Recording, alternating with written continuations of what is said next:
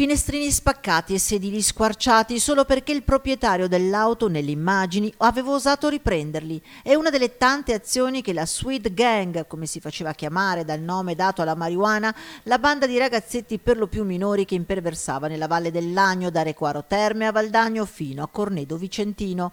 Una gang la cui composizione nel tempo tendeva a variare, inizialmente formata da 8 giovani, man mano che alcuni se ne andavano perché le azioni diventavano troppo cruente, venivano sostituiti da altri, dei veri e propri bulli che terrorizzavano coetanei e residenti immortalando le loro azioni. Si filmavano, si fotografavano mentre commettevano i danneggiamenti, i furti dei ciclomotori, delle macchine, per affermare un po' la loro supremazia, la loro forza.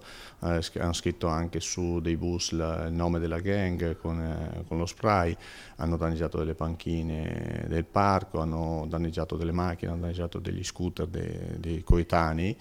Hanno rubato degli scooter che poi smontavano e vendevano a pezzi. 4 i giovani denunciati, tutti di famiglie del luogo, 3 i minori e un maggiorenne, ma all'epoca dei fatti anche lui minore. Il capo della gang ha solo 17 anni. I reati contestati vanno dal danneggiamento al possesso di stupefacente al riciclaggio, perquisiti alle abitazioni dove i militari hanno rinvenuto parti di motorini, scooter e droga, sequestrati i cellulari dove all'interno c'erano i video e le loro prodezze fatte di vandalismi, furti e minacce.